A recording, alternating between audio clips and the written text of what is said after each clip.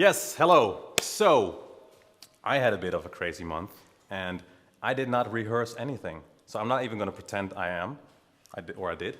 I'm just going to do a dramatic reading of the notes. The most important part is that all of that is knowledge that is in here.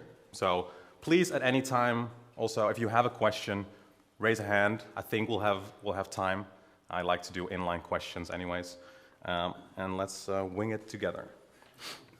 Okay, so adding more native to your React Native application. I guess first, who are we?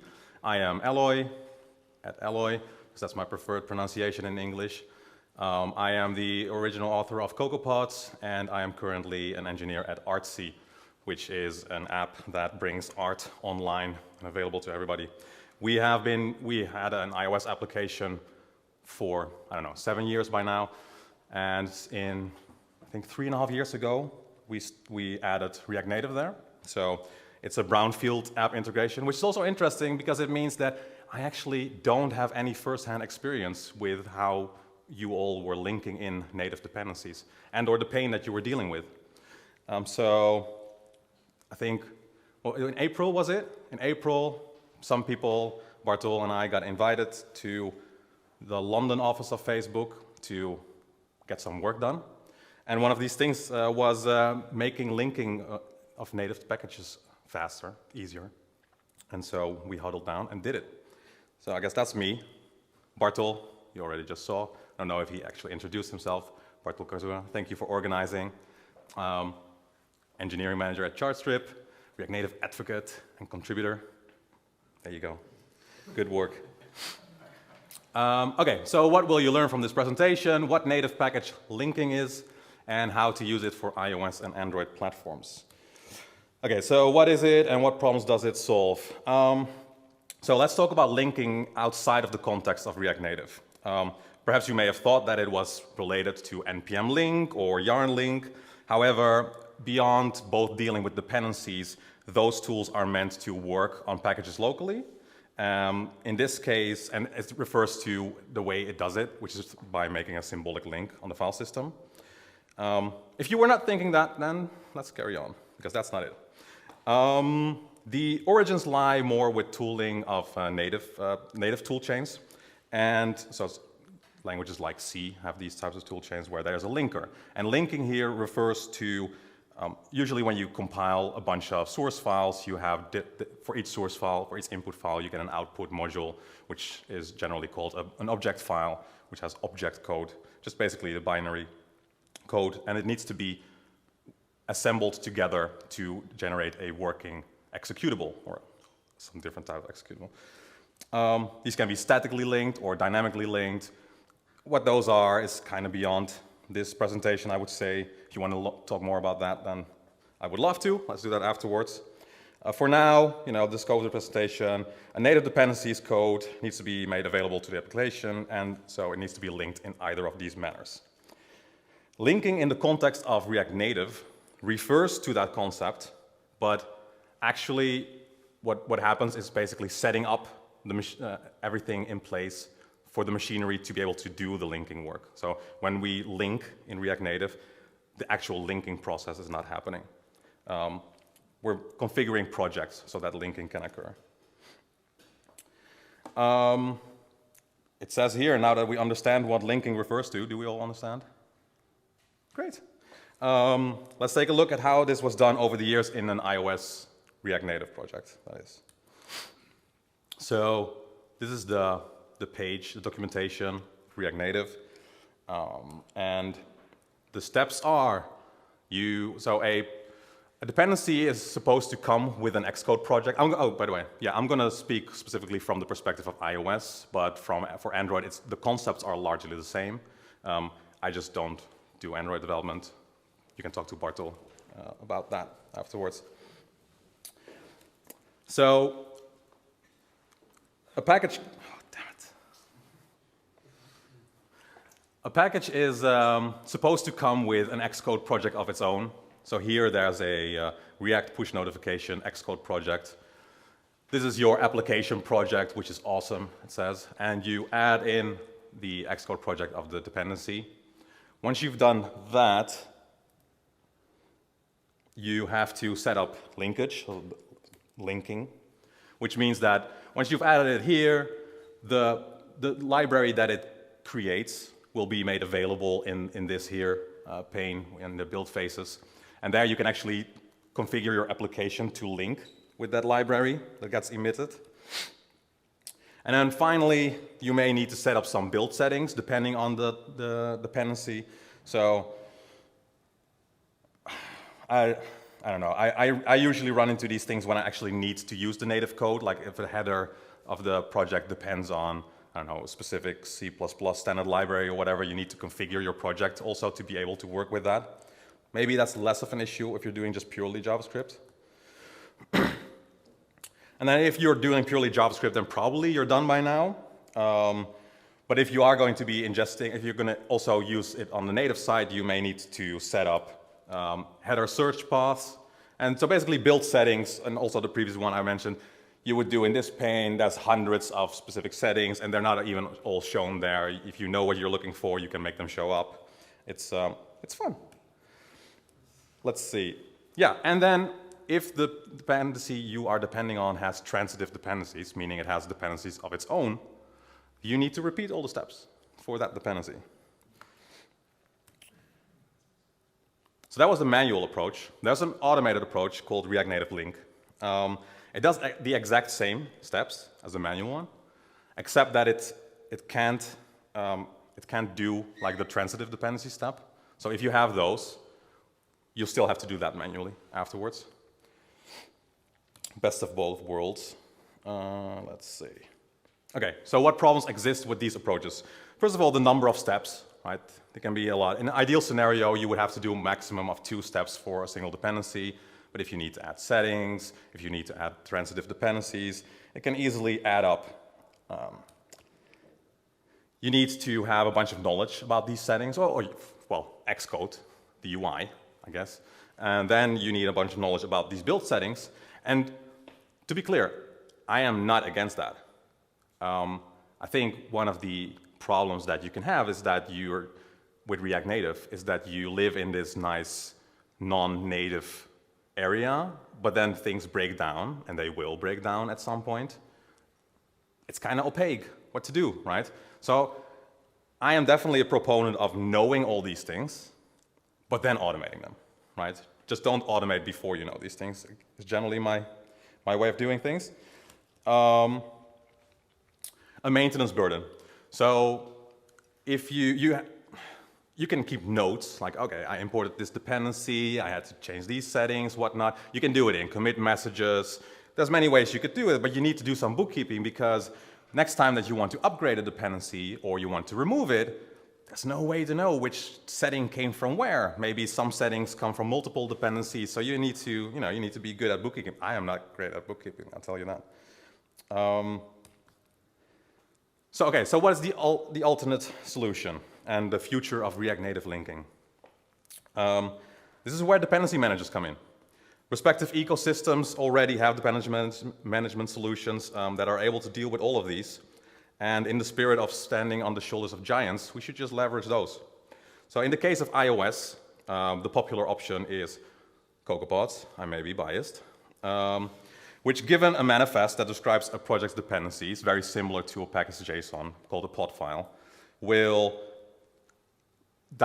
figure out what the dependency tree looks like, so all the transitive dependencies, download the source. It will create Xcode projects that encapsulate all the build settings outside of your project. And you only need to make a one-time small adjustment to your Xcode project, normally, not if you would create a new React Native project nowadays. And that's it. It will never interfere. It will be cleanly separated. You can remove a dependency. All these settings go away. And yeah, a bunch of time saved. Let's see. And seeing as sooner or later, most people, when dealing with native dependencies, kinda were forced into the CocoaPods corner, the maintainers of React Native and the community decided to just make it consistent. And React Native is installed now on iOS through CocoaPods, as are all the dependencies. And now that there's a single way to manage that, we can iterate on that, right? So given the standardization, we can automate everything, turtles all the way down. Here comes autolinking. We have a bit of a branding problem, I noticed, with autolinking. I hyphenate autolinking. Documentation doesn't all the time. I'm not sure about that. Come at me. Let's see, what are we going to talk about here? So React Native, the React Native command line utility that you would use, that you used link with previously, is now able to introspect your dependencies and tell the dependency manager of the ecosystem that you're targeting what the native dependencies are, and then leave it up to the dependency manager to figure it out. So for iOS, this means that you install a package, you run pod install, because that has now become an explicit step always. If you create a new project, you get a pod file, you run pod install, and there's no step 3. You know, it's just go. What that looks like, and I'm sure that's way too small for you to read, but suffice to say, the pod file that is generated, or a pod file that you may have, because you can use this in a brownfield situation, has this extra helper included at the top, which comes with the React Native CLI platform iOS package. And what it does is, let's see, this is what it internally runs, the helper. It will run the React Native CLI and asks for the config. And so with Lottie React Native as an example, this is what it gets back, a bunch of JSON. The JSON describes there's a dependency called Lottie React Native for iOS. For iOS, this is where you can find the pod spec, and a pod spec for CocoaPods is the file that describes how to build that library natively, and a bunch of extra metadata that is less relevant right now. And then the same for Android. Then given that, CocoaPods will read in the pod spec. This is an example, right? So there's a name for what, so that CocoaPods knows what to name it. There's how to find the source files. And then this specific package has a native dependency of its own called Lottie iOS, which is the actual Lottie, right? Actual upstream Lottie has no knowledge of React Native. Dynamically, the helper will then do this, which is what you would normally write in your pod file, which is to add the React Native pod, that's what we call them. And then the path option, which means like I'll just tell you the source exists here on disk. And when you then run pod install, it will tell you what native modules it detected, what React Native modules it detected, and it will install them, including the transitive dependencies, and that's it. So we decided to show you what that looks like. It's exactly the same, but much better. Let's see. I guess I'll do the iOS one first, with all the faffing with screens. Okay, so demo. So yeah. Oh, wait, that's not there at all. Nobody says anything. Wait, let me mirror.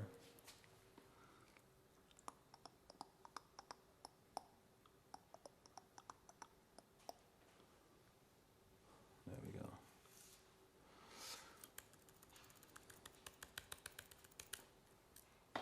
It's still not there?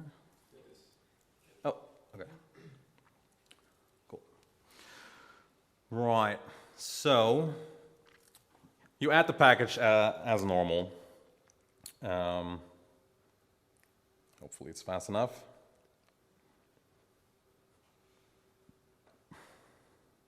Cool. So it added the packages.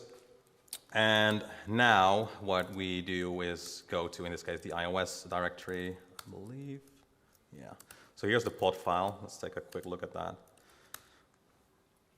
That's not nice to look at all.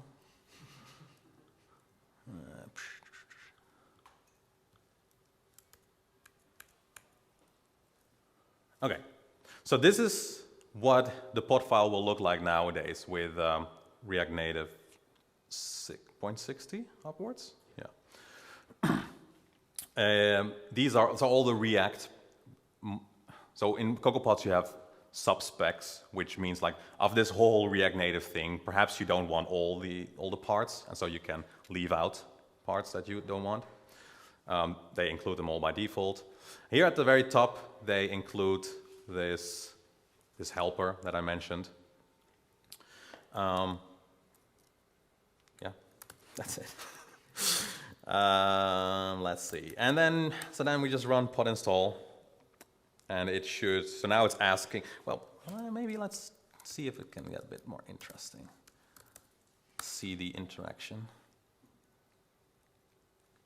Maybe that's too much interaction.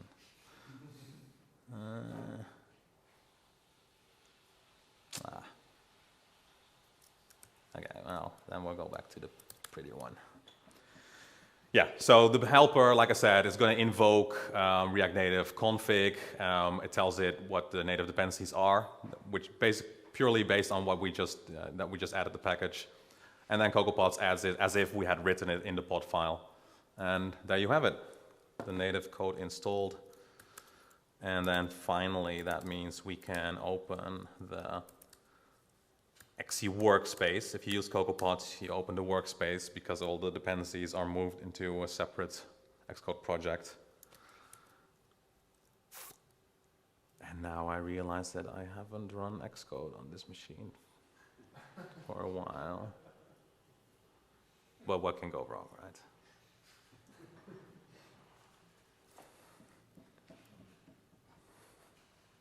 Except for being really slow. Oh.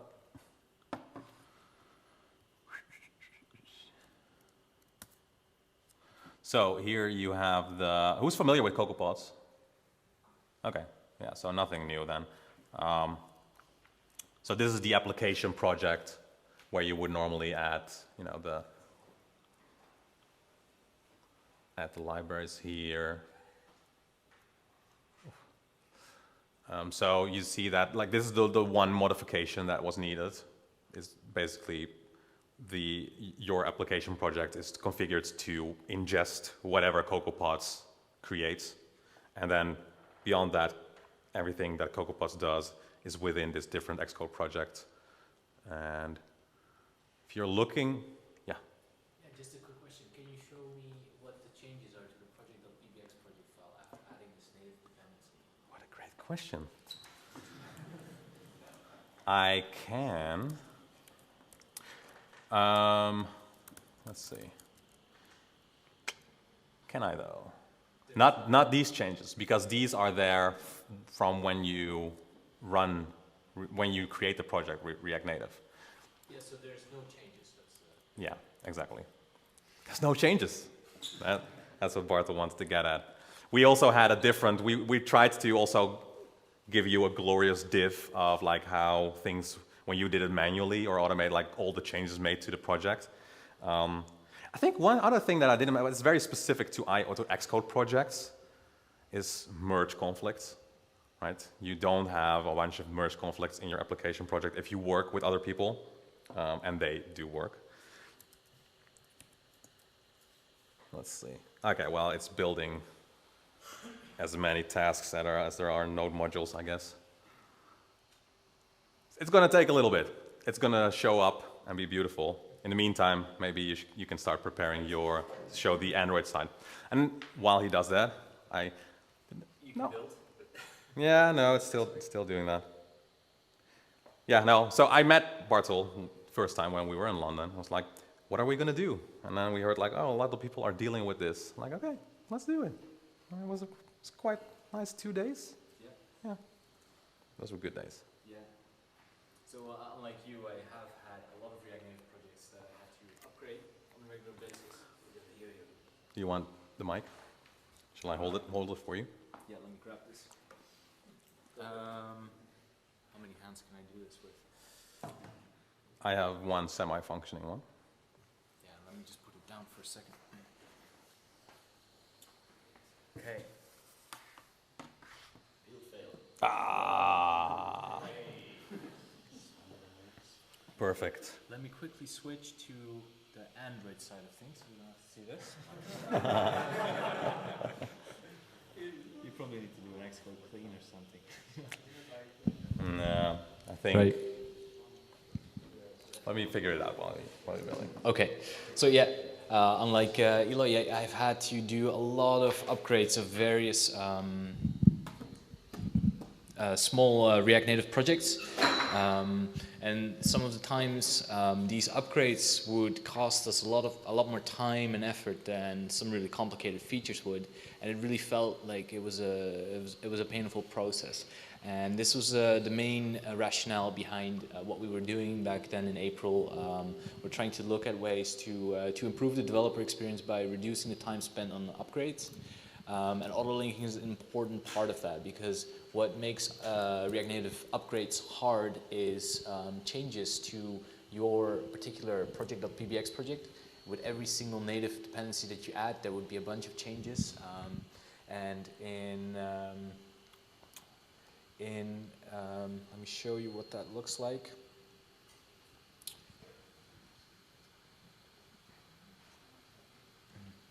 So I've got here two demo projects that are, one of them is on React Native 59 and one of them is on React Native 60 with autolink. So you can see sort of the differences between those two projects. And one of the things that is typical of React Native projects before 0.60 is that you would, for every native dependency, get a lot of these changes in your project.pbx project file that are extremely hard to read. It's a somewhat standardized file format, but unspecified, and Apple uses it more or less as an internal file. But with upgrades, you end up having to merge changes to these with changes that the React Native team made to the template of any React Native project. And this can be quite painful. It takes a lot of time. I think that now changes that happen to this file are a lot easier.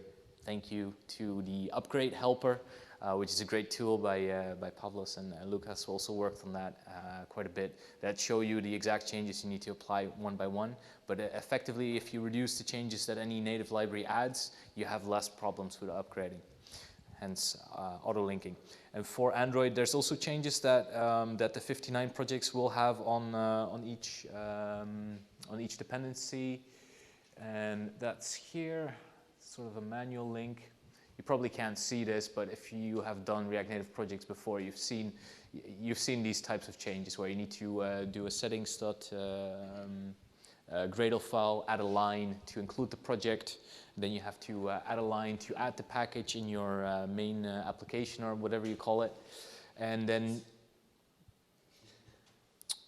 I'm close again. Okay, so and then you have to add something to your build.gradle to actually add the dependency to it.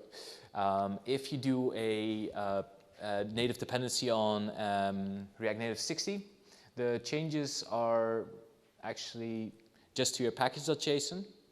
They are to your yarn log file if you use yarn, or your npm log file, your package log file. And on the iOS side, you get a pod file log file. So basically, adding a dependency, just your git commit will look like a specification of you adding a dependency, and under the hood, it does all the work for you, making it much easier to control that. So on the Android side, I'm just going to show you roughly what this looks like. And here we're going to have probably, again, an exciting build failure.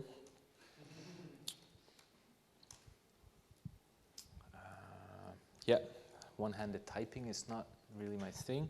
Let me just, yeah. My machine is hosed, so I'll just hold your mic. Right. Make this a little bit bigger.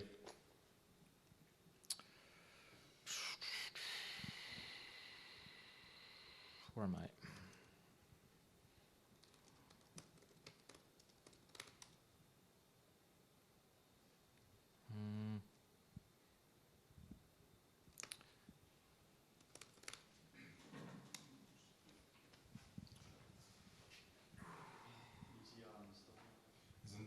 Isn't there an issue with old React Native CLI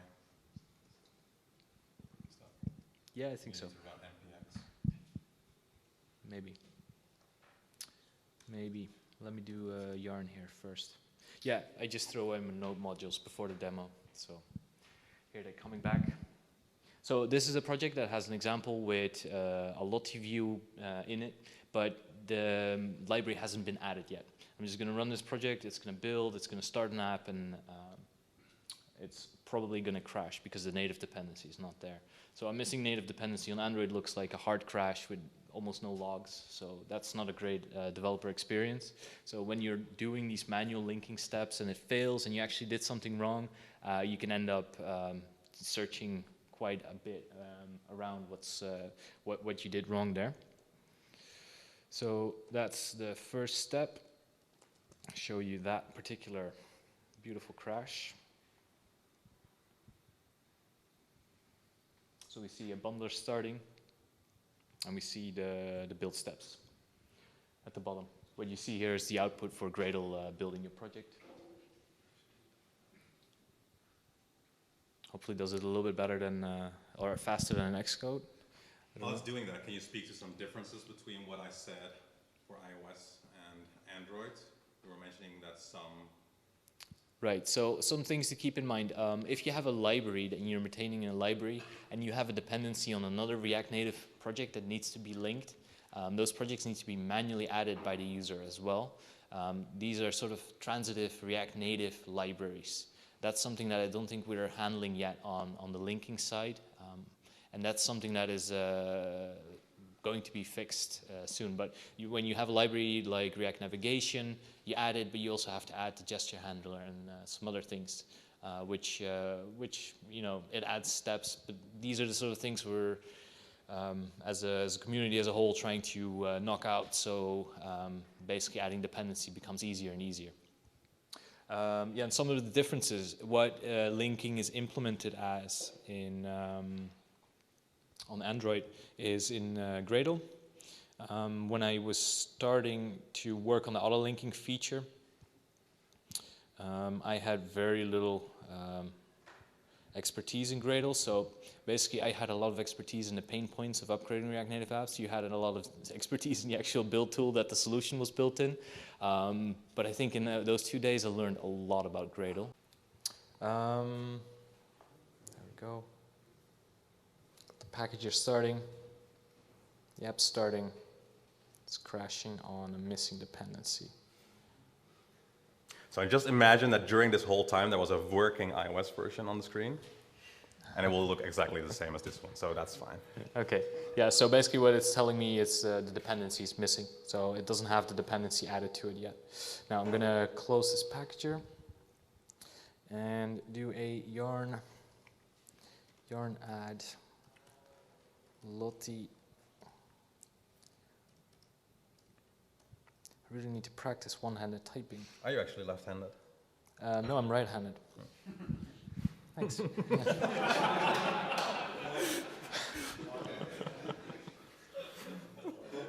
Okay, so basically all I did right now is just add the dependency to the project. Internally, this will make sure that the dependency for Lottie is. You can see here it's compiling in Lottie already, so no changes on the Gradle side. Conceptually, it works similar to how it works on iOS. Only the script that does this is yeah. Killed my packager, which is never a good idea.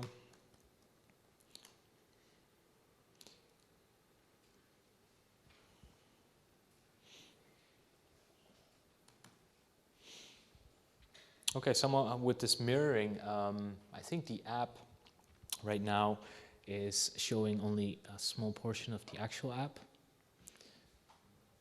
which is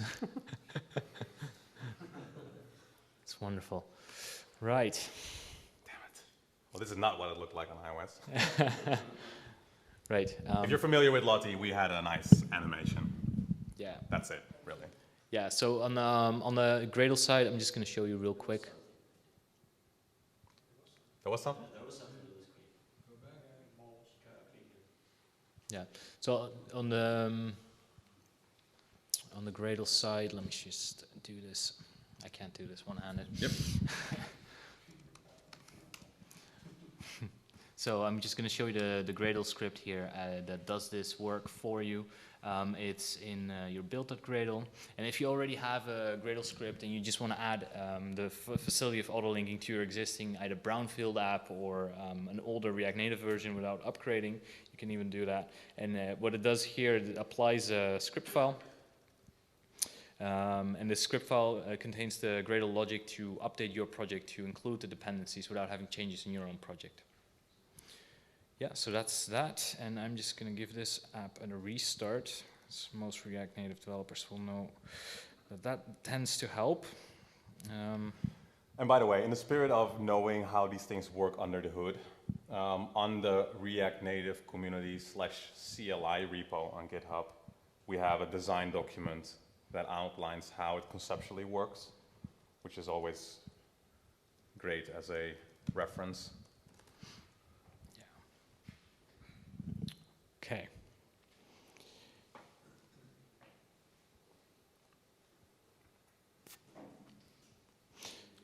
Hallelujah.